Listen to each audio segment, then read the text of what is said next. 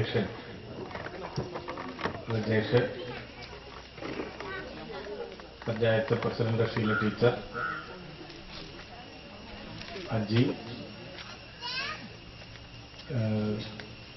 +2 എല്ലാ വിഷയത്തിലും A+ കിട്ടിയ ആതിര, അതുപോലെ തന്നെ ഇവിടെ SSLC +2 പരീക്ഷയിൽ ഉയർന്ന മാർക്കുകൾ വാങ്ങിയ മിടുക്കികളായ സുഹൃത്തുക്കൾ, പ്രിയപ്പെട്ട സഹോദരി സഹോദരന്മാരെ, ഡിവൈഎഫ്ഐയുടെ ഈ പ്രദേശത്ത് പ്രവർത്തിക്കുന്ന യൂണിറ്റ് കമ്മിറ്റിയുടെ സമ്മേളനമാണ് ഇന്ന് രാവിലെ നടന്നത്. അതിന്റെ ഭാഗമായിട്ടാണ് ഇപ്പോ ഈ ഭാഗത്തു നിന്ന് ഉയർന്ന വിജയം നേടിയ വിദ്യാർത്ഥികളെ വിവിധ പരീക്ഷകളിൽ +2-നും അതുപോലെ തന്നെ SSLC-ക്കുമെല്ലാം വലിയ മാർക്ക് വാങ്ങിയ വിദ്യാർത്ഥികളെ അനുമോദിക്കുകയാണ്. ഞാനൊരു വലിയ പ്രസംഗമൊന്നും നടത്താൻ ഉദ്ദേശിക്കുന്നില്ല. ആദ്യമായി ഈ ഉയർന്ന വിജയം നേടിയ എല്ലാവരെയും വളരെ സന്തോഷത്തോടുകൂടി ഹാർദവമായി അനുമോദിക്കുകയാണ്. അവർക്ക് ഭാവിയിൽ കൂടുതൽ വലിയ വിജയങ്ങൾ ഉണ്ടാകട്ടെ എന്ന് ആശംസിക്കുകയും ചെയ്യാം. നമ്മുടെ നാട്ടില് ഇപ്പോ എല്ലാ ആളുകൾക്കും വിദ്യാഭ്യാസം കിട്ടിക്കൊണ്ടിരിക്കുന്നുണ്ട്. അത് കേരളത്തിന്റെ ഒരു പ്രത്യേകതയാണ്. ഇപ്പൊ തന്നെ ഒരു ചെറുപ്പക്കാരുടെ ഇടയിൽ നോക്കിയാൽ അടിസ്ഥാന വിദ്യാഭ്യാസ യോഗ്യത, ഏറ്റവും കുറഞ്ഞ വിദ്യാഭ്യാസ യോഗ്യത നേരത്തെയൊക്കെ പ്രീ ഡിഗ്രി SSLC ഒക്കെ ആയിരുന്നുവെങ്കിൽ ഇപ്പോഴത് ഡിഗ്രിയും PGയും ഒക്കെ ആയി മാറിയിട്ടുണ്ട്. പഠിക്കാത്തവരായി പുതിയ തലമുറയിൽ ആരും തന്നെയില്ല. എല്ലാവരും സ്കൂളിൽ പോകണു, സ്കൂൾ കഴിഞ്ഞാൽ കോളേജിൽ പോകണു, അതല്ലെങ്കിൽ എന്തെങ്കിലും സ്ഥാപനങ്ങളിലൊക്കെ പോയി പഠിക്കാൻ. അത് നമ്മുടെ നാടിന്റെ ഒരു പ്രത്യേകതയാണ്. നമ്മൾ കാണേണ്ട ഒരു കാര്യം, ഇങ്ങനെ എല്ലാവർക്കും വിദ്യാഭ്യാസം കിട്ടുന്ന ഒരു നാട്, മിക്കവാറും ആളുകൾ ശാസ്ത്രം പഠിക്കുന്ന ഒരു നാട്, ഈ പഠിപ്പിനനുസരിച്ച് നമ്മുടെ നിത്യജീവിതത്തിൽ നമ്മൾ പ്രതികരിക്കുന്നുണ്ടോ, പ്രവർത്തിക്കുന്നുണ്ടോ എന്ന് ഗൗരവമായിട്ട് ആലോചിക്കേണ്ട ഒരു സമയം.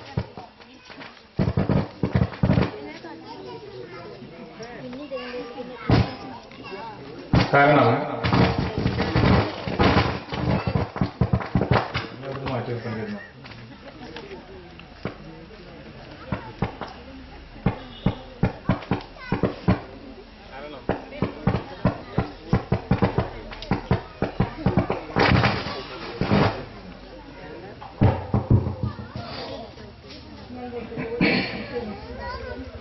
നമുക്കറിയാം, നമ്മുടെ ലോകം തന്നെ ഓരോ ദിവസവും സാങ്കേതിക മേഖലയിലും ശാസ്ത്ര മേഖലയിലും ഒക്കെ പുരോഗമിച്ചുകൊണ്ടിരിക്കുകയാണ്. ഒരു 10 കൊല്ലം മുമ്പേ നമ്മുടെ നാട്ടിൽ മൊബൈൽ ഫോണുകളൊന്നുമില്ല. ഇന്നിപ്പോ ഈ ഒരു മിനിറ്റ് കൊണ്ട് ലോകത്തെവിടെയുള്ള ആളുകളായിട്ട് നമുക്ക് സംസാരിക്കാൻ പറ്റും. അത് നമ്മുടെ ശാസ്ത്രത്തിന്റെ ഒരു നേട്ടമാണ്, ഒരു പുരോഗതിയാണ്. നിങ്ങൾ കഴിഞ്ഞ ദിവസം ഒരാഴ്ച 10 ദിവസം മുമ്പ് പത്രത്തിലൊരു വാർത്ത കണ്ടില്ലേ? ചൊവ്വയിൽ താമസിക്കാൻ പോകുക അത്ര മനുഷ്യൻ. 2 പാലക്കാട്ടുകാരുണ്ട് പറഞ്ഞിട്ട് ഉണ്ടല്ലേ? ഉണ്ടാ 2 പാലക്കാട് ജില്ലയിലുള്ള 2 പെൺകുട്ടികളും ആ ഗ്രൂപ്പിലുണ്ട്. അവര് ചൊവ്വയിൽ താമസിക്കാൻ. നമുക്കൊരു 10 കൊല്ലം മുമ്പേ അതൊന്നും സങ്കല്പിക്കാൻ കഴിയില്ല. ഇങ്ങനെ നോക്കിയാൽ അനുനിമിഷം ശാസ്ത്രം പുരോഗമിച്ചുകൊണ്ടിരിക്കുക. നിങ്ങള് കുട്ടികൾക്കറിയാം, പഠിക്കുന്ന കുട്ടികൾക്കൊക്കെ അറിയാം, നമ്മുടെ രാജ്യം തന്നെ, ഇന്ത്യ തന്നെ ഇപ്പൊ ചൊവ്വയിലേക്ക് ഒരു ഉപഗ്രഹത്തിനെ വിട്ടിട്ടുണ്ട്. അറിയില്ലേ? ചൊവ്വയിലേക്ക് ഒരു ഉപഗ്രഹത്തിനെ വിട്ടിരിക്കുകയാണ്. ഒരു 5-6 മാസം കഴിഞ്ഞാൽ അതവിടെ എത്തും. ഇതെല്ലാം ശാസ്ത്രത്തിന്റെ വലിയ വലിയ നേട്ടങ്ങളാണ്. ആരാണ് ഇതിന്റെ ഗുണഭോക്താക്കളാരാ? നമ്മൾ ഓരോരുത്തരാണ്. ഈ ശാസ്ത്രത്തിന്റെ, സാങ്കേതിക വിദ്യയുടെ വലിയ വളർച്ച നമ്മുടെ എല്ലാവരുടെയും ജീവിതത്തെ ഇന്നലെ ഉള്ളതിനേക്കാൾ ഇന്ന് മെച്ചപ്പെടുത്തിയിട്ടുണ്ട്. അപ്പോൾ ഇത് ശാസ്ത്രത്തിന്റെ ഒരു സൗകര്യമാണ്. ഈ മൈക്ക് ഇല്ലായിരുന്നെങ്കിൽ ഞാൻ പറയുന്നത് നിങ്ങൾക്ക് കേൾക്കില്ലായിരുന്നു. അതൊരു സൗകര്യം കൂടിയാണ്. അത് രണ്ടാമത്തെ കഥ. പക്ഷെ അത് ശാസ്ത്രത്തിന്റെ ഒരു പുരോഗതിയാണ്. ഇപ്പൊ അമ്പലത്തിൽ പാട്ട് കേൾക്കാൻ ശാസ്ത്രത്തിന്റെ ഒരു പുരോഗതിയാണ്. TV കാണുക ശാസ്ത്രത്തിന്റെ പുരോഗതിയാണ്. എല്ലാം ശാസ്ത്രത്തിന്റെ പുരോഗതിയാണ്. നമ്മൾ ഓരോരുത്തരും അതിന്റെ ഗുണം അനുഭവിക്കുന്നവരാണ്. അത് അറിഞ്ഞാലും അറിഞ്ഞില്ലെങ്കിലും അതിന്റെ നിയമം സിദ്ധാന്തമൊന്നും അറിയണ്ട. അറിഞ്ഞാൽ നന്നായി, അറിഞ്ഞില്ലെങ്കിലും വിരോധമൊന്നുമില്ല. പക്ഷെ നമ്മൾ ആലോചിക്കേണ്ട ഒരു കാര്യമുണ്ട്. ഇങ്ങനെ ഓരോ ദിവസവും ശാസ്ത്രം പുരോഗമിച്ചുകൊണ്ടിരിക്കുന്ന സമയത്ത് പുതിയ തലമുറ ഈ ശാസ്ത്രം വലിയ തോതിൽ പഠിച്ചുകൊണ്ടിരിക്കുന്ന സമയത്ത് ഈ പഠിപ്പിനനുസരിച്ചിട്ടുള്ള ഒരു ശാസ്ത്രബോധം നമ്മുടെ തലയിലുണ്ടോ എന്നാണ് ചോദ്യം. നല്ലോണം പ്രായമുള്ള ആൾക്കാർ ഈ ചോദ്യത്തിന് വല്ലാണ്ട് ഉത്തരം തല പോയിക്കണം എന്നില്ല. പക്ഷെ ഇവിടെ ഇരിക്കുന്ന ചെറുപ്പക്കാരായിട്ടുള്ള ആളുകൾ, കുട്ടികൾ, ഇപ്പൊ നല്ല വിജയമൊക്കെ നേടിയിട്ടുള്ള കുട്ടികൾ തീർച്ചയായും ആലോചിക്കേണ്ട കാര്യമാണ്. നിങ്ങളോട് പരീക്ഷയ്ക്ക് ഒരു ചോദ്യം വന്നു വിചാരിക്കുക. ബയോളജി പരീക്ഷയ്ക്ക്, ജീവശാസ്ത്രം പരീക്ഷയ്ക്ക്, എങ്ങനെയാണ് ഈ കാണുന്ന ജീവിവർഗങ്ങളൊക്കെ ഉണ്ടായത് എന്നാണ് ചോദ്യം. 1 മാർക്കിന്റെ ചോദ്യമാണ്. ബ്രാക്കറ്റിൽ 4 ഉത്തരങ്ങളുണ്ട്. അതിലൊന്ന് ഡാർവിന്റെ പരിണാമ സിദ്ധാന്തം എന്നാണ്. ഒന്ന് ഒരു ദിവസം രാവിലേക്ക് ഇതെല്ലാം ഉണ്ടായി, 6 ദിവസം അങ്ങനെ ഒരു ഇതുണ്ടല്ലോ, 6 ദിവസം ഉണ്ടാക്കി 7ാമത്തെ ദിവസം വിശ്രമിച്ചു. ഒന്ന് അള്ളാഹുവാണ് ഉണ്ടാക്കിയത്, യേശുവാണ് ഉണ്ടാക്കിയത്, അല്ലെങ്കിൽ വേറെ ദൈവമാണ്. അങ്ങനെ ഒരു 5ഓ 6ഓ ബ്രാക്കറ്റിലുണ്ട്. നിങ്ങൾ എന്ത് ഉത്തരം എഴുതും? A+ കിട്ടിയവരൊക്കെയാണ് മറുപടി പറയേണ്ടത്. എന്തുത്തരം എഴുതും? ഡാർവിന്റെ പരിണാമ സിദ്ധാന്തം എഴുതുമോ? എന്താ ഉണ്ടാക്കുക? അങ്ങനെ എഴുതുന്ന ഞാൻ വിചാരിക്കണം. കാരണം എന്താ അറിയോ? അതാണ് നമ്മളെ സ്കൂളിൽ പഠിപ്പിക്കുന്നത്, അല്ലേ? ജീവിവർഗത്തിന്റെ പരിണാമം അല്ലാണ്ട് ഒരു ദിവസം രാവിലെ ഇങ്ങനെ ഈ കാണുന്നതെല്ലാം ഉണ്ടായതല്ല. ഇത് പതുക്കെ പതുക്കെ പതുക്കെ പതുക്കെ 300 കോടി കൊല്ലം കൊണ്ട് ഉണ്ടായതാണ്. അതാണ് ശരിയായ ഉത്തരം. അതാണ് ശാസ്ത്രം കണ്ടെത്തിയിട്ടുള്ള ഉത്തരം. അതാണ് ശരി. അതാണ് എഴുതുക. എപ്പോ? പരീക്ഷയ്ക്ക്. കാരണം എന്താ? അത് നിങ്ങള് ദൈവം സൃഷ്ടിച്ചു എന്ന് എഴുതി വിചാരിക്കുക, A+ 1 മാർക്ക് പോയി. അതുകൊണ്ട് പരീക്ഷയ്ക്ക് ഇങ്ങനെയാണ് എഴുതുക.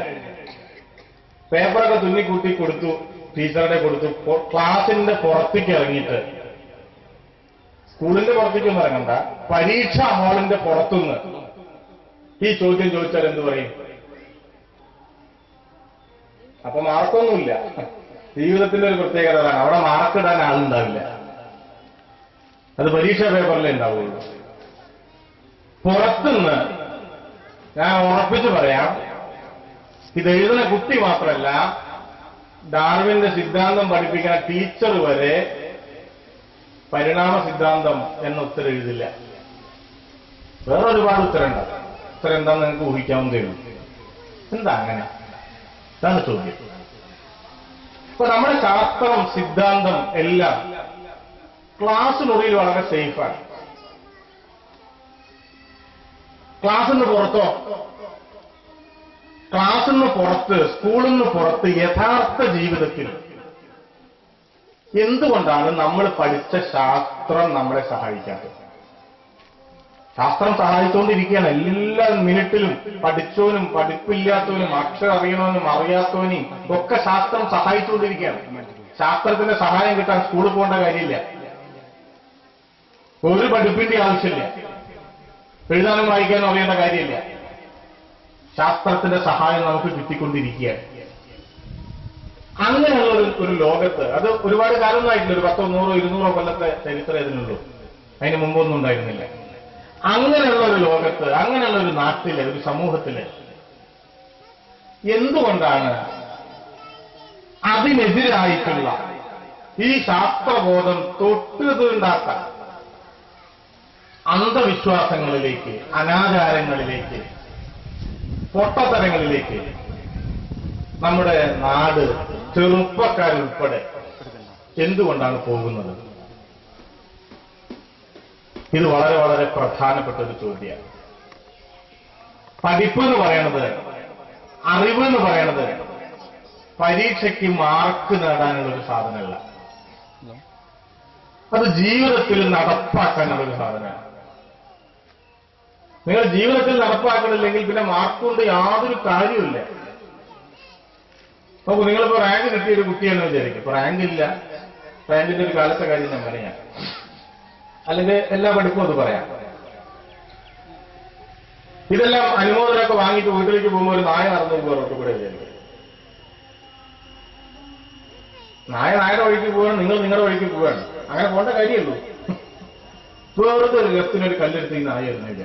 വെറുതെ അതിന്റെ ഒരു പ്രായമാണല്ലോ, 10, 15 വയസ്സ് എന്നൊക്കെ പറഞ്ഞാൽ അവരുടെ കൗതുകങ്ങളൊക്കെ പൂർണ്ണമായിട്ടും ഇല്ലാതൊന്നും ആയിട്ടുണ്ടാവില്ല. എന്താ അതിന്റെ അർത്ഥം? ഒരു നായയ്ക്ക് വരെ ഉപകാരമില്ലാത്ത റാങ്കാണ് നിങ്ങൾക്ക് ഉള്ളത് എന്നല്ല ഇതിന്റെ അർത്ഥം. ഒരു നായയ്ക്ക് വരെ ഉപകാരമില്ലാത്ത റാങ്ക് കൊണ്ട്, മാർക്ക് കൊണ്ട് ഈ നാടിന് എന്തെങ്കിലും ഉപകാരം ഉണ്ടാവും എന്ന് ആരെങ്കിലും കരുതുക? അപ്പൊ നാടിനാവശ്യമുള്ള അറിവായി, മനുഷ്യനാവശ്യമുള്ള അറിവായി, നാളേക്ക് ആവശ്യമുള്ള അറിവായി നമ്മുടെ അറിവിനെ മാറ്റേണ്ടതുണ്ട്. ഒരു BA-ക്ക് റാങ്ക് കിട്ടിയ ഒരു കുട്ടിയുടെ ഒരു കഥയുണ്ട്. റാങ്കുള്ള കാലത്തെ കഥ കേട്ടോ. പെൺകുട്ടിയാ, റാങ്ക് കിട്ടി. ഇപ്പോ പേപ്പറിൽ പടമൊക്കെ വന്നു. കുട്ടി അതിന്റെ ഒരു പേപ്പറിൽ പടമൊക്കെ വന്ന് അങ്ങനെയാണല്ലോ, നാലാൾ അറിഞ്ഞ ഒരു സന്തോഷത്തിൽ പുറത്തേക്ക് ഇറങ്ങി. പീടികയിൽ സാധനം വാങ്ങിക്കാൻ ഒരു 50 പൈസ കീശയൊക്കെ ആയിട്ട് ഇറങ്ങി. പീടികയിൽ ചെന്നപ്പോ ഒരു മുത്തശ്ശിയാ കടയിലിരിക്കുന്നത്. അവരൊന്നും പഠിച്ചിട്ടൊന്നുമില്ല, അതുകൊണ്ട് പേപ്പറും വായിക്കലില്ല. അപ്പൊ ഈ കുട്ടി ഇങ്ങനെ നോക്കുന്നുണ്ട്, എന്നെ ആളുകൾ തിരിച്ചറിയണ്ടോ എന്നാണ് നോക്കണത്. അപ്പൊ ചിലരൊക്കെ അറിയുന്നുണ്ട്, പക്ഷെ മുത്തശ്ശി അറിഞ്ഞില്ല. അപ്പൊ കുട്ടി 1 കിലോ തക്കാളി വാങ്ങിച്ചു, അത് ഈ കവറിലിട്ടു. അതിനുശേഷം ഒരു 1/2 ഡസൻ മുട്ട, കോഴിമുട്ട വാങ്ങിച്ചു, അത് ഈ തക്കാളിയുടെ മീതെ വെച്ചു. 5 തേങ്ങ വാങ്ങിച്ചു, അത് ഈ മുട്ടയുടെ മീതെയും വെച്ചു. ഇതൊക്കെ വാങ്ങിക്കുമ്പോൾ കുട്ടി ഇങ്ങനെ നോക്കുന്നുണ്ട്, ഈ മുത്തശ്ശി എന്നെ അറിയുന്നുണ്ടോ എന്നിങ്ങനെ നോക്കുന്നുണ്ട്. ആ മുത്തശ്ശി അറിയുന്നില്ല. അവസാനം കുട്ടി സഹി കെട്ടി ചോദിച്ചു, എന്നെ മനസ്സിലായി എന്ന് ചോദിച്ചു. മുത്തശ്ശി ചോദിച്ചു, മനസ്സിലായില്ല പറഞ്ഞു. മനസ്സിലായില്ല. അപ്പൊ ഇവര് പറഞ്ഞു, ഞാൻ റാങ്ക് കിട്ടിയ ആളാണ്, ഇന്നത്തെ പേപ്പറിൽ എന്റെ ഫോട്ടോ ഉണ്ട്, മനോരമയിലും മാതൃഭൂമിയിലും ഒക്കെ ഉണ്ട്. ഇങ്ങനെ മന്ത്രി ലഡു ഒക്കെ കൊടുക്കും, കണ്ടിട്ടില്ലേ? റാങ്കൊക്കെ കിട്ടിയാൽ ലഡു ഇങ്ങനെ തിരികെയൊക്കെ ചെയ്യും. അപ്പൊ ഈ കുട്ടി ഇങ്ങനെ പറഞ്ഞപ്പോ ഈ മുത്തശ്ശി പറഞ്ഞു, എനിക്ക് മോളെ എഴുതാനും വായിക്കാനും അറിയില്ല, അതുകൊണ്ട് പേപ്പറൊന്നും വായിക്കലില്ല, പക്ഷെ നീ ഒരു നല്ല പഠിപ്പുള്ള ആളാന്ന് എനിക്ക് മനസ്സിലായി എന്ന് പറഞ്ഞു. അപ്പൊ കുട്ടിക്ക് സന്തോഷമായി. അപ്പോഴെങ്കിലും മനസ്സിലാക്കിയല്ലോ ഈ തള്ള, ഇത് പടമൊന്നും കണ്ടിട്ടില്ലെങ്കിൽ ഇതെങ്കിലും മനസ്സിലാക്കിയല്ലോ. അപ്പൊ ഇവള് ഭയങ്കര സന്തോഷത്തിൽ ചോദിച്ചു, അതെങ്ങനെ മനസ്സിലായി എന്ന് ചോദിച്ചു. അല്ല, നീ ആ സാധനം ബാഗിൽ വെച്ച വെപ്പ് കണ്ടപ്പോ മനസ്സിലായി. കോഴിമുട്ടയുടെ മീതെന്ന് പിന്നെ തേങ്ങ വെച്ചിട്ടുള്ളതേ. ഇത് നമ്മുടെ കാലത്തെ പഠിപ്പിന്റെ ഒരു പ്രത്യേകതയാണ്. എല്ലാവരും അങ്ങനെയാണെന്നല്ല, അതാ കുട്ടിയുടെ കുഴപ്പമല്ല, അത് നമ്മുടെ ഒരു സിസ്റ്റത്തിന്റെ ഒരു സമ്പ്രദായത്തിന്റെ ഒരു പ്രശ്നമാണ്.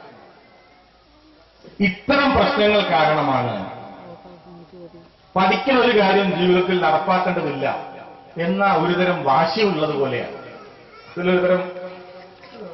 ഒരുതരം വാശിയുള്ളത് പോലെയാണ് പുതിയ തലമുറ പോലും പെരുമാറിക്കൊണ്ടിരിക്കുന്നത് എന്നത്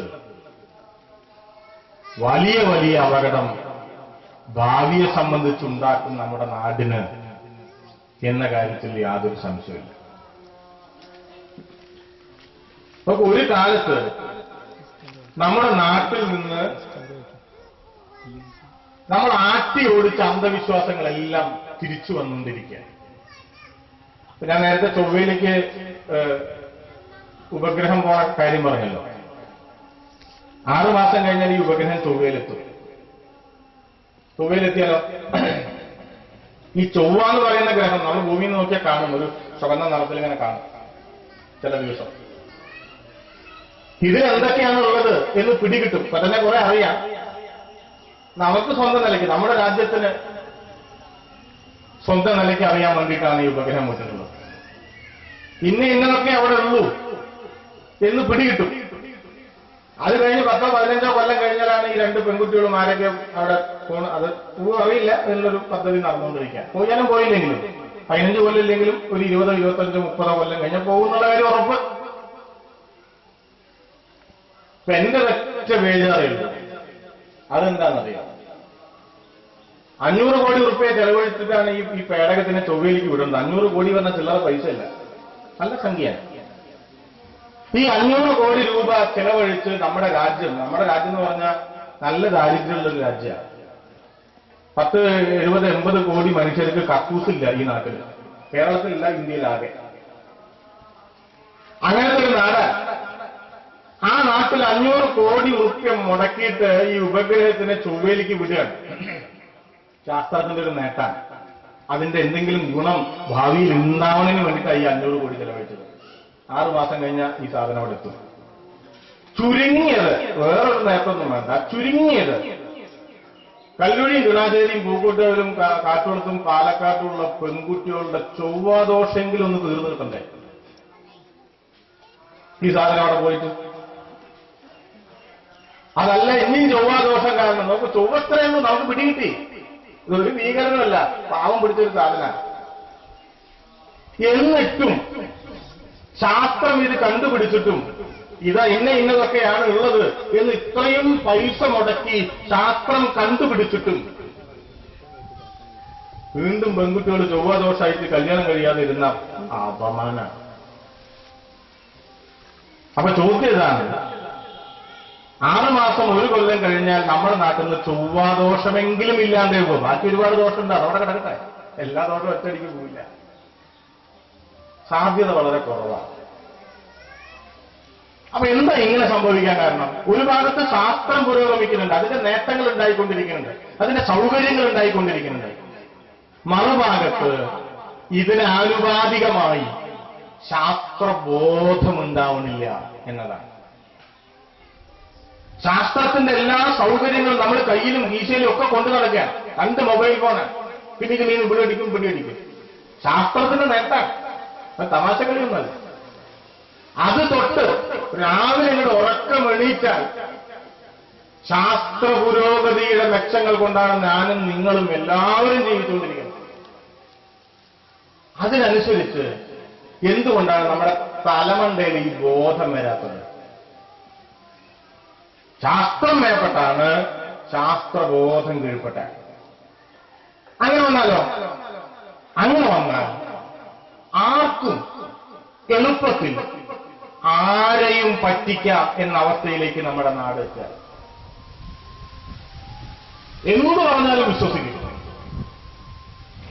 ഇപ്പൊ നിങ്ങള് പത്രത്തിലേക്ക് കണ്ടില്ലേ, വെള്ളിമൂങ്ങ എന്ന് പറഞ്ഞിട്ടൊരു തട്ടിപ്പാണ് കണ്ടിരുന്നോ? വെള്ളിമൂങ്ങ, അങ്ങനെ ഒരു സാധനം, വെള്ള നിറത്തിലൊരു മൂങ്ങയാണ്. അതൊരു പാവം പിടിച്ച പട്ടിയ. പക്ഷെ വലിയ അന്ധവിശ്വാസം, ഇതിനെ പിടികൂടൽ, ഇതിനെന്തോ ദിവ്യത ഉണ്ടെന്നാണ്. അതുകൊണ്ട് ഇതിനെ കയ്യിൽ വെച്ചാൽ നമുക്ക് ആകെ ഐശ്വര്യം വരും. അതിന് കോടിക്കണക്കിന് റുപ്യ. പിന്നെ ആൾക്കാരെ വെള്ളിമൂങ്ങയെ പിടിക്കാനായിട്ട് ഇറങ്ങി. അത് വളരെ അപൂർവമാണ്, ചില സംഗതികൾ അപൂർവമാണല്ലോ.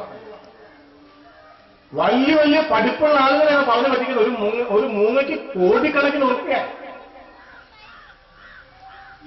വാസ്തവത്തിൽ അതൊരു പാവം പക്ഷിയാണ്. സാധാരണ മൂങ്ങ പോലെ അതൊരു ഒരു പ്രകൃതിയുടെ ഒരു സ്വാഭാവികത കൊണ്ട് അതിന്റെ നിറം വെള്ളയി എന്നുള്ളതേ ഉള്ളൂ. മനുഷ്യരില്ലേ കറുത്തിട്ടും വെളുത്തിട്ടൊക്കെ, അതുപോലെ അത്രേ ഉള്ളൂ. ഇന്ന് എന്താ എന്റെ പ്രത്യേകത എന്ന് അന്വേഷിക്കണ്ടേ? അന്വേഷിക്കില്ല. അതാരോ പറഞ്ഞു അതങ്ങോട്ട് വിശ്വസിക്കുക, അതിന്റെ പിന്നാലെ അങ്ങോട്ട് പാടിയ. ടി വിയിൽ നിറയെ പരസ്യങ്ങൾ കാണുന്നില്ലേ? എന്താണ്? എന്തും 100,000 മേലസുകളാണ് അല്ലെ? എല്ലാത്തിനും പരിഹാരമാണ്. ധനം കൊണ്ടുവരാൻ ഏലസ്, എന്നത് ഈ ചങ്ങായിക്ക് അയാളുടെ വീട്ടിലാണ് വെച്ചാൽ മതി. ഈ ഏലസ് കെട്ടിത്തരുന്നതന്നെ. ഇത് ആലോചിക്കും, ഇതിന് പഠിപ്പ് വേണം. തൃശ്ശൂരുള്ള ഒരു മാന്ത്രികൻ ഏലസ്. എന്താ ഏലസ്? ഇത് നിങ്ങൾ കെട്ടിയാൽ നിങ്ങൾ കോടീശ്വരനാവുന്ന. എന്താ ഇയാളത് കെട്ടാത്തത്? അയാൾ കോടീശ്വരനാവുന്നുണ്ട്. എങ്ങനെ? ഏലസ് കെട്ടിയിട്ടല്ല.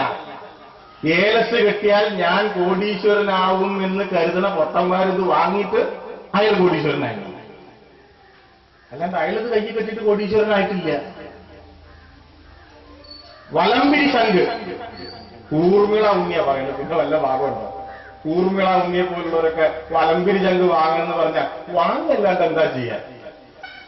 വലമ്പിരി ശംഖ് വീട്ടിൽ കൊണ്ടുവച്ചാൽ അത് കടലിന്റെ ഒരു പ്രതിഭാസമാണേ. ഒരുപാട് വർഷം കൊണ്ട് അങ്ങനെ വലത്തോട്ട് തിരിഞ്ഞ പിരിയുള്ള ശംഖുകൾ ഉണ്ടാവുക. ലക്ഷക്കണക്കിന് അത്തരം ജീവികളുണ്ട് കടലിന്റെ അടിയിൽ. ഇത് കൊണ്ടുവന്ന് വെച്ച് ഇത് നിങ്ങൾ കൊണ്ടയാൽ ഒരുപാട് നിങ്ങൾക്ക് മെച്ചാണ് എന്ന് പറഞ്ഞെടുത്ത് നമുക്ക് തരികയാണ്. അപ്പൊ നമ്മൾ നേരത്തെ പറഞ്ഞത് ആലോചിക്കില്ല. എന്നാൽ എന്താണ് സാറേ നിങ്ങളിത് വെക്കാത്തത്? അതാലോചിക്കില്ല. ഇങ്ങനെ തൊട്ട് തുടങ്ങിയാൽ ആർക്കും എളുപ്പത്തിൽ പറ്റിക്കാവുന്നവരായി, അത്രയും അന്ധവിശ്വാസമുള്ളവരായി എന്താ നമ്മളിങ്ങനെ മാറുന്നത്? എന്താണ് ഭാവിയെ പറ്റിയിട്ടുള്ളൊരു ഉത്കണ്ഠ? ഭയങ്കര ഉത്കണ്ഠ. നാളെ എന്താ സംഭവിക്കുക? അപ്പൊ ഈ ഉത്കണ്ഠ തീർക്കാൻ ഭാവി പറയുന്ന ആളുകളുടെ മുമ്പിൽ ഇങ്ങനെ എന്തും ചെലവഴിച്ച് ചെല്ലാൻ തയ്യാറായിട്ട് നിൽക്കുക. ദൈവമെന്ന് പറയുന്നത് വലിയ സങ്കല്പമാണ്. ദൈവവിശ്വാസികളെ സംബന്ധിച്ച് അതൊരു വലിയ സങ്കല്പമാണ്. ലോകമാകെ ഉണ്ടാക്കി, പ്രപഞ്ചമാകെ ഉണ്ടാക്കിയ ഒരു ശക്തി. ആളുകൾ അങ്ങനെ വിശ്വസിക്കണെ കൊണ്ട് വലിയ തെറ്റൊന്നുമില്ല. വിശ്വസിക്കണവന് വിശ്വസിക്കാം, വിശ്വസിക്കേണ്ടാത്തവന് വിശ്വസിക്കേണ്ട. എന്തായാലും വലിയ അർത്ഥമൊന്നുമില്ല. പക്ഷെ അതാണ് ഇപ്പൊ നടക്കുന്നത്. അതിലപ്പുറത്തേക്ക് പോയി മതത്തിന്റെ പേരിൽ, ദൈവത്തിന്റെ പേരിൽ എന്ത് അന്ധവിശ്വാസവും പറഞ്ഞാൽ അത് ഉപ്പ് തൊടാതെ വിഴുങ്ങുന്നവരായി എന്താണ് നമ്മുടെ നാട്ടിലെ ജനങ്ങൾ മാറാൻ കാരണം? നോക്കിപ്പോ നിങ്ങളെല്ലാവരും അമ്പലത്തിലൊക്കെ പോകുന്ന ആളുകളായി മിക്കവാറുമാണ്. ഒരുപാട് ഒരുപാട് ഒരുപാട് വഴിപാടുകൾ എഴുതിയിട്ടുണ്ട്. അമ്പലം എന്ന് പറയുന്നത് വളരെ പവിത്രമായ വലിയ സങ്കല്പമുള്ള ഒരു സംഗതിയാണ്. നമ്മുടെ ഒരു ഏകാഗ്രതയ്ക്കും അതൊക്കെ ഉണ്ടാവുന്ന സമയത്ത് അതിന് ഒരുപാട് ഒരുപാട് ഒരുപാട് ലക്ഷ്യങ്ങളുണ്ട്. ഇപ്പൊ അവിടെ ഒരുപാട് വഴിപാടുകളുണ്ട്. അതിലൊരു വഴിപാട് ഒരു അമ്പലത്തിൽ ചെന്നപ്പോ വളരെ രസമാണ്. പിന്നെ ശത്രു സംഹാര പൂജ 25 രൂപ. എന്ന് വെച്ചാൽ ഞാൻ 25 രൂപ കൊടുത്ത് പൂജ കഴിച്ചാൽ ദൈവം എന്റെ ശത്രുവിനെ തല്ലാൻ അല്ലെങ്കിൽ ഇല്ലാണ്ടേക്കാൻ ദൈവം എന്ന കൊട്ടേഷൻ ടീമിലെ മെമ്പറാണ്. അപ്പൊ എന്റെ ശത്രു 30 രൂപ കൊടുത്താൽ എന്ത് ചെയ്യും? പരിയാനം പറ്റ ഭഗവതി. വാസ്തവത്തിൽ ദൈവം എന്ന വലിയ സങ്കല്പത്തെ നമ്മളിവിടെ ചുരുക്കല്ലേ. ദൈവം എങ്ങനെ കൊട്ടേഷൻ അടിക്ക് പോണാളാ? അല്ല. അത് ദൈവവിശ്വാസിയെ സംബന്ധിച്ച് അത് ഈ പ്രപഞ്ചത്തെ ആകെ സംരക്ഷിക്കണം, നോക്കി നടത്തണം, പരിപാലിക്കണം. ഒരു വലിയ ശക്തിയാണ്. ആ വലിയ ശക്തി എന്റെ ശത്രുവിനെ ഇല്ലാണ്ടാക്കാൻ എന്റെ 25 രൂപയും കൊടുത്തിട്ട് ഒരു നാലാംകിട രാഷ്ട്രീയ പ്രവർത്തക പോലീസുകാരും കൂടി 25 രൂപ വാങ്ങില്ല. 100 രൂപ കൊടുക്കണം. പെറ്റി കേസിന് പിടിച്ചാൽ അതിലും ചെറുതാക്കി. എന്തുകൊണ്ടാണ് ദൈവം എന്ന വലിയ സങ്കല്പത്തെ ഭക്തൻ തന്നെ ചെറുതാക്കുന്നത്? നിരീശ്വരവാദികളല്ല ചെയ്യുന്നത്. ഇതൊന്നും പണ്ടില്ല. 25-30 കൊല്ലം മുമ്പ് പോലും ഉണ്ടാവും എനിക്ക് തോന്നുന്നുണ്ട്. ഞാൻ നേരത്തെ പറഞ്ഞാണ് അതിന്റെ കാര്യം. കുതിര നിമിത്തം ബഹുകൃത വേഷം എന്ന് പണ്ടൊരു കവി പാടിയിട്ടുണ്ട്. ആ മട്ടിൽ ദൈവത്തിന്റെ, മതത്തിന്റെ, വിശ്വാസത്തിന്റെ പേരിൽ ഉപജീവനം നടക്കുന്ന ചില ആളുകൾ ഈ വലിയ വലിയ വലിയ സങ്കല്പങ്ങളെയെല്ലാം ഇടിച്ചു താഴ്ത്തിക്കൊണ്ടിരിക്കുകയാണ്. അതിനെല്ലാം നിന്നു കൊടുക്കുന്ന തരത്തിൽ ശാസ്ത്രബോധം താഴേക്ക് താഴേക്ക് താഴേക്ക് വന്നുകൊണ്ടിരിക്കുന്ന ഒരു സമൂഹം ഇതിനെല്ലാം വളം വെച്ചു കൊടുക്കുന്ന അവസ്ഥയിലാണ്. ഞങ്ങളെല്ലാം പല സന്ദർഭങ്ങളിലും പറയാനുള്ള ഒരു കാര്യമുണ്ട്. ഇപ്പൊ നിങ്ങൾ നോക്കുക, അക്ഷയ തൃതീയ എന്ന് പറഞ്ഞൊരു സാധനമുണ്ട്, കേട്ടിട്ടുണ്ടോ? അക്ഷയ തൃതീയ, സ്വർണം വാങ്ങാൻ നല്ല ദിവസമാണ്. അത് എന്താ സ്വർണം വാങ്ങാൻ, അത് ആ ദിവസം സ്വർണം വാങ്ങിയാൽ നിങ്ങൾക്ക് നല്ല ഐശ്വര്യം ഉണ്ടാവുന്നതാണ്. ഒരു 10 കൊല്ലമായിട്ടേ ഉള്ളൂ. അപ്പൊ അത് കഴിഞ്ഞു തോന്നുന്നു, കഴിഞ്ഞ മാസം എന്നായിരുന്നു. അതിനെ ഒരു മതം ദൈവം ഒക്കെ ആയിട്ട് കൂട്ടി കെട്ടി പറഞ്ഞപ്പോ ആളുകൾ അങ്ങോട്ട് ക്യൂ ആയി സ്വർണ്ണക്കടയുടെ മുമ്പില്. 15 കൊല്ലം മുമ്പ് ഒരു അക്ഷയ തൃതീയ ഇല്ല, അന്നൊരു തിരക്കുമില്ല. പക്ഷെ ഇന്നോ വലിയ തിരക്കാണ്. എന്നിട്ട് അന്ന് സ്വർണം വാങ്ങിയാൽ അവൻ ഐശ്വര്യം വന്നോ? ഒരു ഐശ്വര്യം വരില്ല, ഉറപ്പല്ലേ? ഐശ്വര്യം വന്നു ആരൊക്കെ? ഈ സ്വർണം വിറ്റിട്ടുള്ള കല്യാണ ജ്വല്ലറിക്കാരന് നല്ല ഐശ്വര്യം വന്നിട്ടുണ്ടാവും, അല്ലെങ്കിൽ മലബാർ ഗോൾഡുകാരന്. ഇത് വാങ്ങിയവർ ഐശ്വര്യം വന്നിട്ടില്ല. ഇതൊരു ചെറിയ കാര്യം, ഇതൊന്നും ആന കാര്യങ്ങളല്ല. ഇതൊന്നും ആലോചിക്കാൻ MSc ഒന്നും പഠിക്കേണ്ട കാര്യമില്ല, ഒരു ശാസ്ത്രം പഠിക്കേണ്ട കാര്യമില്ല. ചെറിയ കോമൺ സെൻസ് മതി. പക്ഷെ ആ കോമൺ സെൻസ് പോലും, സാമാന്യ ബുദ്ധി പോലും ഉപയോഗിക്കാൻ കെൽപ്പില്ലാത്തവരായി നമ്മൾ മാറിക്കൊണ്ടിരിക്കുന്നു എന്നുള്ളതാണ്. എന്തിനും ഏതിനും ഈ തരത്തിൽ ശകുനം നോക്കി, ദിവസം നോക്കി, ആഴ്ച നോക്കി, പക്കം നോക്കി, രാഹു നോക്കി, ലോകത്തെവിടെ ഇങ്ങനെയില്ല. ചൊവ്വാഴ്ച നന്നല്ല, വെള്ളിയാഴ്ച പറ്റില്ല, 10നും 11നും ഇടയിൽ രാഹുവാണ്. രാഹു എന്ന് പറഞ്ഞൊരു സാധനമില്ലേ പറയാ. പുറത്തേക്ക് ഇറങ്ങുമ്പോ ഒരാളെ കണ്ടു, ചിലരെ കണ്ടല്ലേ ആളുകളാകെ ടെൻഷനാണ്. മമ്മൂട്ടിയുടെ ഒരു കഥയുണ്ട്. ഏത് മമ്മൂട്ടിയുടെ? സിനിമാ നടൻ മമ്മൂട്ടി എഴുതിയ കഥ. കഥ എന്ന് പറഞ്ഞാൽ മിനിക്കഥയാണ്, 2 വരിയല്ലോ. എന്താ കഥ എന്നറിയാം? മമ്മൂട്ടി ആള് ചില്ലറക്കാരനാണ്. ചില്ലറക്കാരനല്ല, എനിക്ക് നമ്മുടെ സബ്ജക്റ്റ് ഒന്നും വേണ്ട. ഒരു നടൻ എന്നതിൽ അപ്പുറത്തേക്ക് ഒരുപാടുണ്ട് പുള്ളി. കഥ എന്താണെന്നറിയാം? കഥ എത്രയേ ഉള്ളൂ.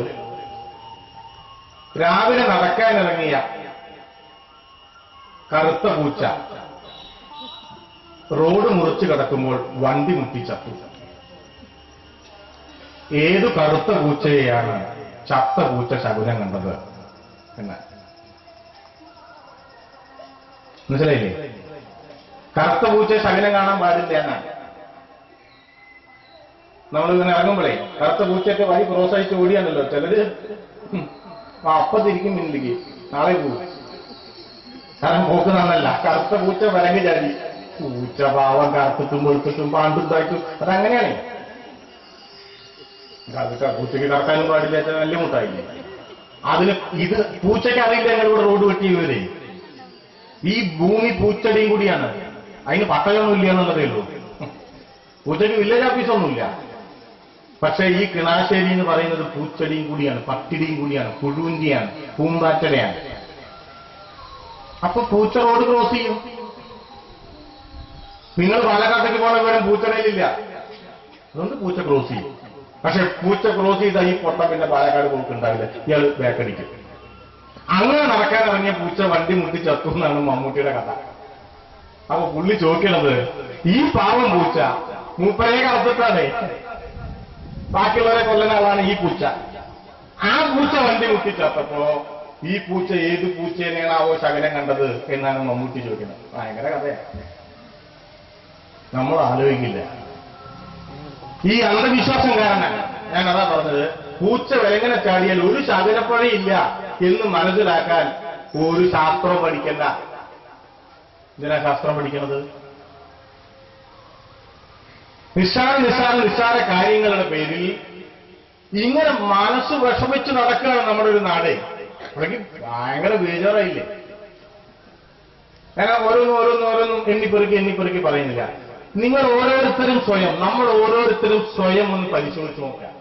എന്തെല്ലാം വിഡ്ഢിത്തരാണ് ഈ വിശ്വാസത്തിന്റെ, അന്ധവിശ്വാസത്തിന്, നല്ല വിശ്വാസമൊന്നുമല്ല, നമ്മൾ ഓരോരുത്തരും കാണിച്ചു കൂട്ടിക്കൊണ്ടിരിക്കുന്നത് എന്നൊന്ന് ആലോചിച്ച് നോക്കുക. വാസ്തവത്തിൽ ഇത് മതമല്ല, ഇത് ഭക്തിയല്ല, ഇത് ദൈവത്തോടുള്ള ഒന്നുമല്ല. അങ്ങനെയുള്ളവർ ഇങ്ങനെയല്ല ചെയ്യുക. അങ്ങനത്തെ ഒരുപാട് ആളുകളുണ്ട്. നല്ല മതബോധമുള്ളവരുണ്ട്, നല്ല ഭക്തിയുള്ളവരുണ്ട്, നല്ല ഈശ്വര വിശ്വാസമുള്ളവരുണ്ട്. അത്തരം ഒരാളുകളും ഇത്തരം ഒരു കോപ്രായങ്ങളും കാട്ടിയിട്ടില്ല. ഇത് കാണിച്ചു കൂട്ടുന്നതിന് പല കാര്യങ്ങളുണ്ട്. അതിൽ ഒരു കാര്യം ശുദ്ധമായ വിവരക്കട. സാമാന്യ ബുദ്ധിയുടെ പോലും കുറവാണ്. അതാണ് ഞാൻ നേരത്തെ സൂചിപ്പിച്ചത്. ശാസ്ത്രം ഇങ്ങനെ വാണം പോലെ മേപ്പെട്ട് പോയിക്കൊണ്ടിരിക്കുന്ന ഒരു കാലത്ത് അതേ വേഗത്തിൽ ശാസ്ത്രബോധം കീഴ്പ്പെട്ട് വരുന്നതിന്റെ ഭാഗമായിട്ടാണ് ഇത്തരം പൊട്ടത്തരങ്ങൾ വരുന്നത്. അതുകൊണ്ട് ഇത്തരം അന്ധവിശ്വാസികളെ പറഞ്ഞു പറ്റിക്കാൻ വലിയ തോതിൽ തയ്യാറായി നിൽക്കുന്ന ഒരു വലിയ വിഭാഗം നമ്മുടെ നാട്ടിൽ ഉണ്ടായിക്കൊണ്ടിരിക്കുക. എളുപ്പമാണ് ഇവരെ പറ്റിക്കാൻ.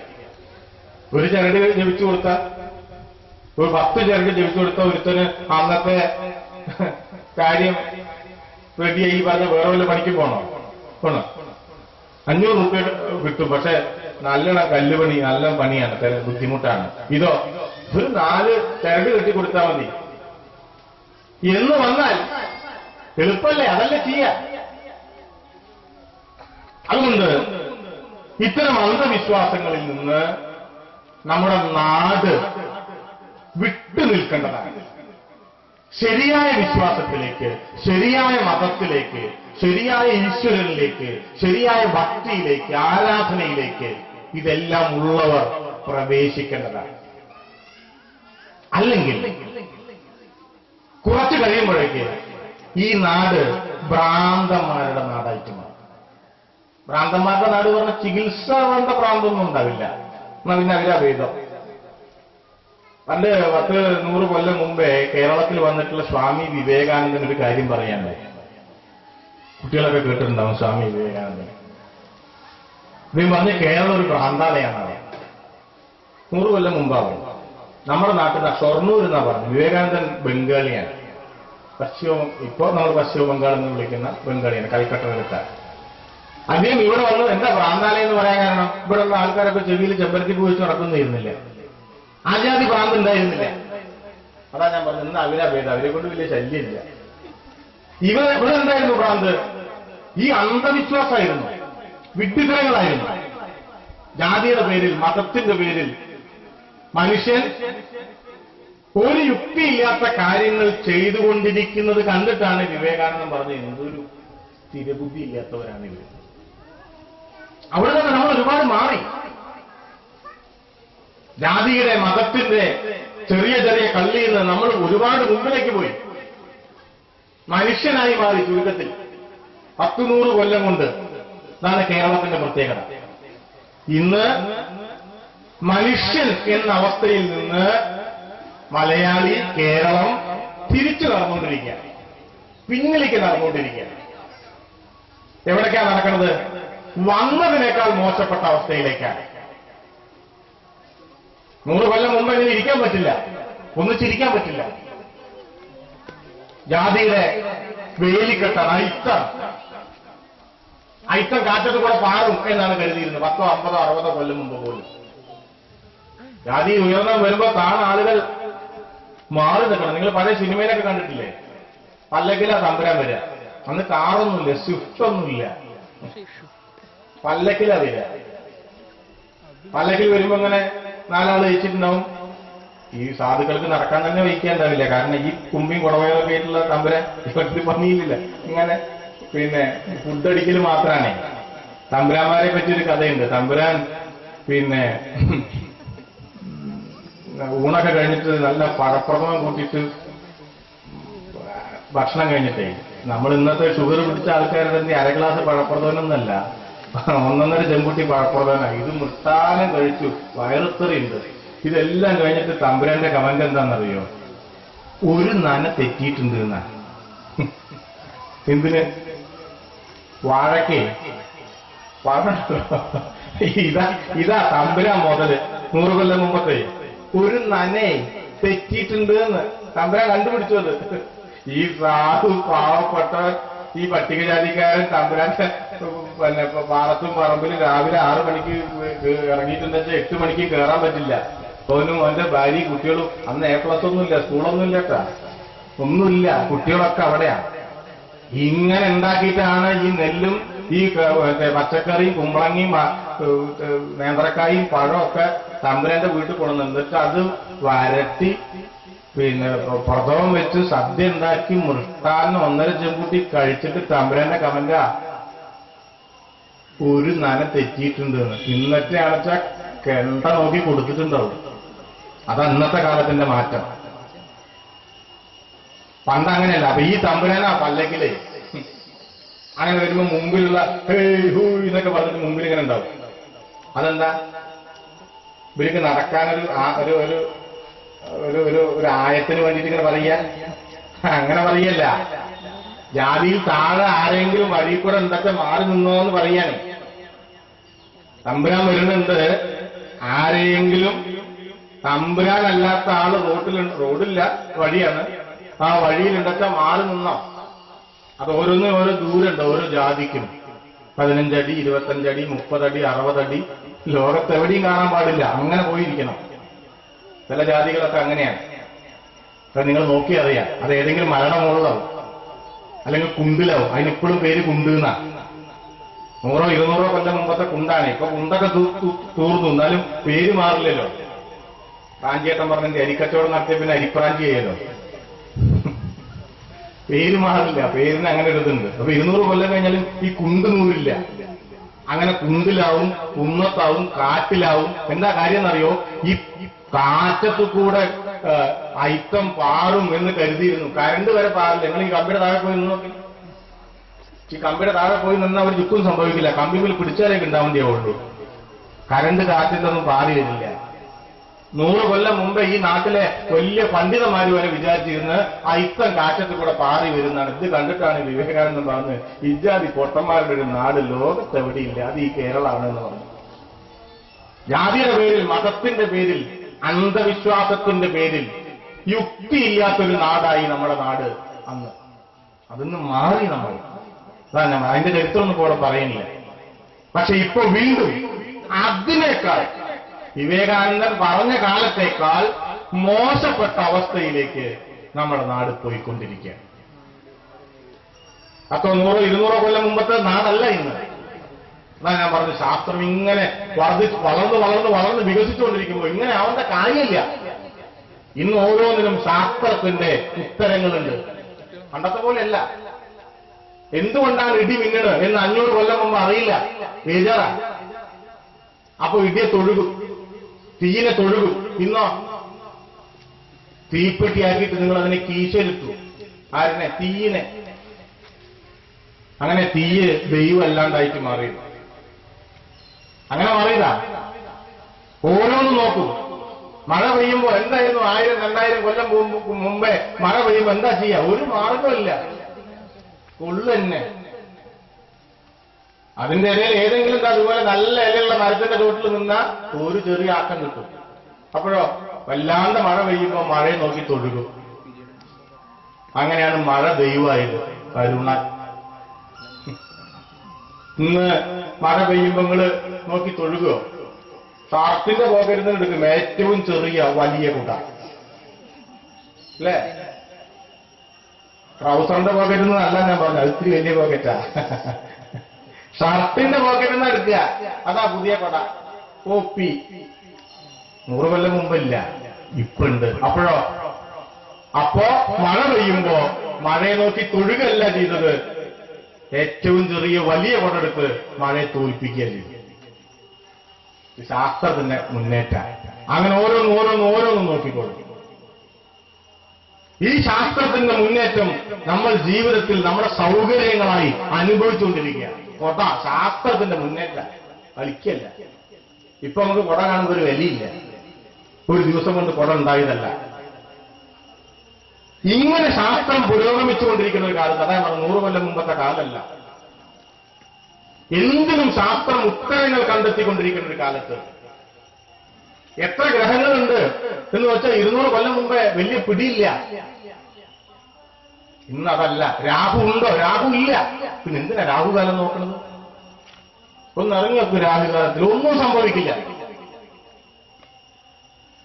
പക്ഷെ ഇതിങ്ങനെ ഈ അന്ധവിശ്വാസം നമ്മുടെ മനസ്സിനെ ഇങ്ങനെ പിടിമുറുക്കിക്കൊണ്ടിരിക്കുക. ഭയം. അപ്പൊ പിന്നെ എന്തിനാ അത് പഠിക്കുന്ന ചോദ്യത? നമ്മുടെ ജീവിതത്തിൽ ഇതൊന്നും പാലിക്കാൻ നാം തയ്യാറാവുന്നില്ലെങ്കിൽ പിന്നെ എന്തിനു പഠിക്കണം? സൈക്കിൾ ചവിട്ട് പഠിക്കുന്നത് സൈക്കിൾ ചവിട്ടാനാണ്. കാർ ഓടിക്കാൻ പഠിക്കുന്നത് ഡ്രൈവ് ചെയ്യാനാണ്. അല്ലാണ്ട് എനിക്ക് കാർ ഓടിക്കാൻ അറിയാം എന്ന് പ്ലക്കാർഡ് പിടിച്ച് നടക്കാനല്ല. ആണോ? ഒരു പ്ലക്കാർഡൊക്കെ പിടിച്ചു ഞാൻ ഡ്രൈവിംഗ് അറിയുന്ന ആളാണ് നിങ്ങൾ പ്ലക്കാർഡ് പിടിച്ചിട്ട് ലോകത്തിൽ എന്ത് കാര്യം? നിങ്ങൾക്ക് എന്ത് കാര്യം? നിങ്ങൾ ഡ്രൈവിംഗ് പഠിച്ചാൽ നിങ്ങൾ വണ്ടി ഓടിച്ചിരിക്കണം. വണ്ടി വേണമെന്നില്ല. ഓടിക്കേണ്ട ഒരു അവസരത്തിൽ ഓടിച്ചാൽ മാത്രമേ അത് പഠിച്ചിട്ട് കാര്യമുള്ളൂ. എല്ലാ പഠിപ്പും അങ്ങനെയാണ്. ശാസ്ത്രം പഠിക്കുന്നതും അങ്ങനെയാണ്. അതാണ് ഞാൻ പറഞ്ഞത്. ഈ പറഞ്ഞത് നല്ല പ്രായമുള്ളവർക്ക് മാത്രമല്ല, സർക്കാർ സർവീസിൽ നിന്ന് റിട്ടയർ ചെയ്തവർക്കും അത്ര തന്നെ ബാധകമല്ല. പ്രഭാരേട്ടനൊക്കെ ഒരു എക്സ്ക്യൂസ് ഉണ്ട്. കുറച്ച് പ്രായത്തിനനുസരിച്ചിട്ടാണ് എക്സ്ക്യൂസ്. 80 വയസ്സ് കഴിഞ്ഞാൽ പിന്നെ ഫുൾ എക്സ്ക്യൂസാണ്. എന്ത് ചെയ്താലും കുഴപ്പമില്ല. 70 അത്രന്നില്ല, കുറച്ച് കമ്മിയുണ്ട്, അങ്ങനെയുണ്ട്. A+ കിട്ടിയവർക്ക് ഒരു എക്സ്ക്യൂസും ഇല്ലാത്ത അവരിത് കണിശമായി നടപ്പാക്കണം. എന്നാൽ മാത്രമേ മനുഷ്യരുടെ നാടുണ്ടാവുകയുള്ളൂ. മനുഷ്യരുടെ നാടുണ്ടാവണം. അതിനു വേണ്ടിയിട്ടാണ്, വേറൊന്നുമല്ല. മനുഷ്യൻ എന്ന് പറയുന്നത് ഒരു സവിശേഷ ജീവിയാണ്. അത് ചെറിയ സംഭവമല്ല. ഭൂമിയിൽ ഏറ്റവും അവസാനം ഉണ്ടായ ജീവിയാണ് മനുഷ്യൻ. ഏറ്റവും അവസാനം ഉണ്ടായതാണ്. അതുകൊണ്ട് പല്ലീനെയൊക്കെ കാണുമ്പോൾ ഒരു ബഹുമാനം ഉണ്ടാവുന്നത് നല്ലതാണ്. ഉത്തരം താങ്ങി പല്ലീന്നൊക്കെ പറഞ്ഞ് നമ്മൾ അതിനെ കളിയാക്കും. മനുഷ്യനെയൊക്കെ മുമ്പ് ഉണ്ടായതാ പല്ലി. മനുഷ്യൻ ഏറ്റവും അവസാനം ഉണ്ടായതാ. പക്ഷെ ഏറ്റവും അവസാനം ഉണ്ടായ മനുഷ്യൻ ഈ പ്രകൃതിയിലെ മറ്റെല്ലാ ജീവികളെക്കാട്ടിലും ഉയരത്തിലാണ്. നിങ്ങളൊന്ന് ആലോചിച്ച് നോക്കൂ. നമ്മുടെ നാട്ടിൽ എന്തെല്ലാം ജീവികളുണ്ട്, നമ്മൾ അറിയുന്നതും അറിയാത്തതൊക്കെ ആയിട്ട്. ഈ ജീവികളും മനുഷ്യനും തമ്മിലുള്ള ഒരു ബന്ധം നോക്കിയിട്ടുണ്ടോ? മനുഷ്യനില്ലായിരുന്നു വിചാരിക്കുക, ഈ ജീവികൾക്ക് എന്തെങ്കിലും ഒരു കുറവ് വരുമായിരുന്നോ? എന്നാലോചിച്ച് നോക്കൂ. മനുഷ്യനില്ലെങ്കിൽ കോഴിക്ക് എന്തെങ്കിലും കുറവുണ്ടാവുമായിരുന്നോ? കുറവുണ്ടാവുമായിരുന്നില്ല എന്ന് മാത്രമല്ല, ചില്ലി ചിക്കൻ എന്നൊരു രൂപത്തിലേക്ക് കോഴിക്ക് മാറേണ്ടി വരില്ലായിരുന്നു. കോഴിക്ക് കോഴിയായിട്ട് ജീവിക്കാം. ഇന്നോ ചിക്കൻ ചാപ്സ് ആവണം, ചില്ലി ചിക്കൻ ആവണം, ചിക്കൻ റോസ്റ്റ് ആവണം. കോഴിക്ക് ആരുണ്ടാവുന്നുണ്ട്? മനുഷ്യനുണ്ടാവുന്നുണ്ട്. മനുഷ്യനില്ലെങ്കിൽ ഭൂമിയിൽ എവിടെയും കോഴി എന്ത് മാത്രമാണ്? കോഴി മാത്രം. അപ്പൊ കോഴിക്ക് എന്താ മനുഷ്യനെ കൊണ്ട് ഗുണം? ഒരു ഗുണമില്ല, ദ്രോഹം ധാരാളമുണ്ട്. ആനയ്ക്കോ?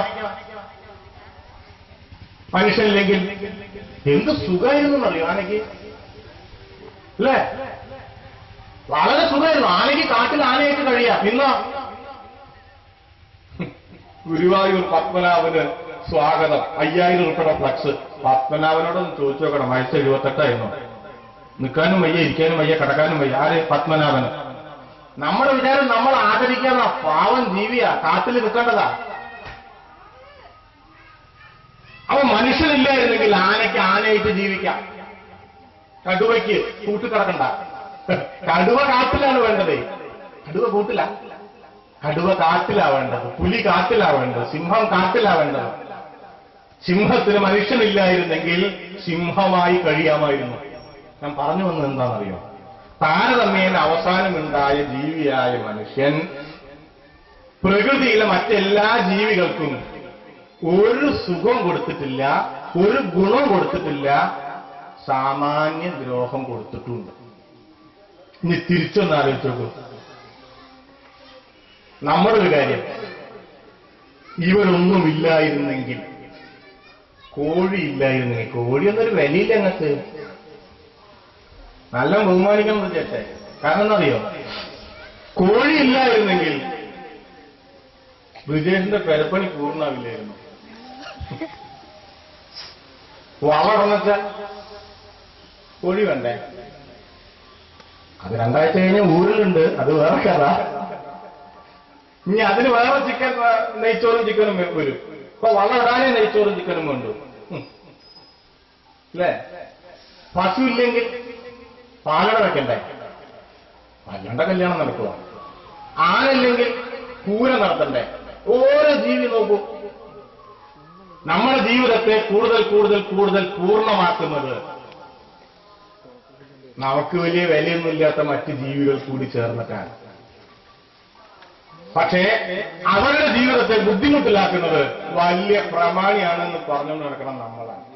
ഇത് നല്ലതുപോലെ മനസ്സിലാക്കാം. താഴ്മേന അവസാനമുണ്ടായിട്ടുള്ള മനുഷ്യൻ ഇതിന്റെ എല്ലാം മേൽ ആധിപത്യം നേടിയത് വെറുതെ നേടിയതല്ല. മനുഷ്യൻ സവിശേഷതയുള്ള ജീവിയായതുകൊണ്ടാണ്. മനുഷ്യൻ കോഴിയെ പോലെയല്ല, ആനയെ പോലെയല്ല, ഒട്ടകത്തിനെ പോലെയല്ല, പുലിയെ പോലെയല്ല, കാക്കയെ പോലെയല്ല. അതിന്റെ എല്ലാം മുകളിൽ സവിശേഷമായ ചില പ്രത്യേകതകൾ ഉള്ളത് കൊണ്ടാണ്. ആ പ്രത്യേകത 2 കൈയുണ്ട്, 2 കാലുണ്ട്, വായും വയറുണ്ട്, കണ്ണും മൂക്കുണ്ട് എന്ന പ്രത്യേകതയല്ല. മനുഷ്യൻ വലിയൊരു ആശയം കൂടിയാണ്. ആ ആശയത്തിൽ നിന്ന് താഴേക്ക് പോന്നാൽ നമുക്ക് കൈയുണ്ടെങ്കിലും കാലുണ്ടെങ്കിലും മനുഷ്യൻ എന്ന പദവിക്ക് അർത്ഥനല്ല. ഇന്നത്തെ നാടിന്റെ ഒരു പ്രത്യേകത, നിങ്ങൾക്ക് മനുഷ്യരൂപങ്ങളെ കാണാൻ പറ്റും. മനുഷ്യൻ എന്ന വലിയ ആശയമായി അവരിൽ മഹാഭൂരിപക്ഷവും മാറുന്നില്ല എന്നുള്ളതാണ് ദുഃഖം. അങ്ങനെ മാറാത്തത് കൊണ്ടാണ് മതത്തിന്റെ പേരിൽ കലാപം ഉണ്ടാകുന്നത്. അങ്ങനെ മാറാത്തത് കൊണ്ടാണ് നിസ്സാര കാര്യങ്ങളുടെ പേരിൽ സംഘർഷങ്ങൾ ഉണ്ടാവുന്നത്, അഭിപ്രായ വ്യത്യാസങ്ങൾ ഉണ്ടാവുന്നത്. മനുഷ്യൻ എന്ന വലിയ ആശയത്തിലേക്ക് നാം നടന്നു പോകാത്തത് കൊണ്ടാണ്. അതുകൊണ്ട് ഞാൻ സൂചിപ്പിക്കുന്നത്, പഠിക്കുന്നത് ജീവിതത്തിൽ പകർത്തിയാൽ മാത്രമേ നമ്മുടെ വിശ്വാസം നമ്മുടെ ശീലത്തിന്റെ ഭാഗമായാൽ മാത്രമേ മനുഷ്യൻ എന്ന പദവിക്ക് നാം ഓരോരുത്തരും അർഹതയുള്ളവരായി മാറുകയുള്ളൂ. എനിക്ക് ഇന്ന് വിശ്വാസം ഉണ്ടെന്ന് പറഞ്ഞിട്ട് കാര്യമില്ല. ഇപ്പൊ ഞാനൊരു മാർക്സിസ്റ്റാണ്, ഞാനൊരു മൈക്കുകൂടെ പറഞ്ഞിട്ട് കാര്യമില്ല. നിങ്ങൾക്ക് എന്നെ കണ്ടാൽ അറിയണം, ഞാൻ നടന്നു പോകുമ്പോഴറിയണം, എന്നോട് സംസാരിച്ചാൽ അറിയണം, ഞാനുമായി ഇടപഴകിയാൽ അറിയണം. അങ്ങനെയൊന്നുമില്ലെങ്കിലോ ഞാൻ അതിങ്ങനെ ബാഡ്ജ് കുത്തി നടന്നിട്ട് കാര്യമില്ല. അതുകൊണ്ട് വലിയ കഥയൊന്നുമില്ല. അതെന്റെ സ്വഭാവത്തിൽ പ്രതിഫലിച്ചാൽ മാത്രമേ ഞാൻ ആ പദവിക്ക് അർഹനുള്ളൂ. ഞാനൊരു ഭക്തനാണ് എന്ന് പറഞ്ഞിട്ട് ശയനപ്രതിഷ്ഠ നടത്തിയിട്ട് വലിയ കാര്യമൊന്നുമില്ല. ഇത് പുരാണങ്ങൾ പറയുന്നുണ്ട്, ദൈവങ്ങൾ പറയുന്നുണ്ട്. പിന്നെയോ, ഞാൻ ഭക്തനാണെങ്കിൽ എന്നോട് സംസാരിച്ചാൽ നിങ്ങൾക്കറിയണം, എന്റെ ശീലത്തിൽ എന്റെ ഭക്തി പ്രതിഫലിക്കണം. മറ്റുള്ളവരെ സഹായിക്കാൻ, അവരെ ശ്രദ്ധിക്കാൻ, അവരെ സ്പർശിക്കാൻ ഉള്ള ഒരു മനസ്സ് എന്നിലുണ്ട് എന്ന് എന്നെ കണ്ടാൽ, എന്നെ കേട്ടാൽ, എന്നെ അനുഭവിച്ചാൽ, മറ്റൊരാൾക്ക് മനസ്സിലായില്ല എങ്കിൽ നിങ്ങളൊരു പള്ളിയിൽ പോയിട്ടും കാര്യമില്ല, നിങ്ങളൊരു അമ്പലത്തിൽ പോയിട്ടും കാര്യമില്ല, ഒരു ദൈവവും നിങ്ങളെ കാണാനിരിക്കുന്നില്ല അവിടെ എവിടെയും. അതുകൊണ്ട് പഠിക്കുന്നത് പ്രാവർത്തികമാക്കാൻ, ശീലം ആക്കി മാറ്റാൻ പരിശ്രമിക്കുക എന്നുള്ളതാണ് നമ്മുടെ കാലത്തെ കൂടുതൽ നല്ല കാലമായി മാറ്റാനുള്ള വളരെ ബുദ്ധിമുട്ട് പിടിച്ച പണി. അതൊരു എളുപ്പം നടക്കുന്ന കാര്യമല്ല, വളരെ ബുദ്ധിമുട്ട് പിടിച്ച പണി എന്ന് മാത്രം സൂചിപ്പിച്ചുകൊണ്ട് വലിയ വിജയങ്ങൾ, ഉന്നത വിജയങ്ങൾ ഈ ബുദ്ധിമുട്ട് പിടിച്ച ജീവിതം ജീവിക്കാൻ നിങ്ങളെ സഹായിക്കട്ടെ എന്ന് മാത്രം ആശംസിച്ചുകൊണ്ട് അവസാനിപ്പിക്കുന്നു. നമസ്കാരം.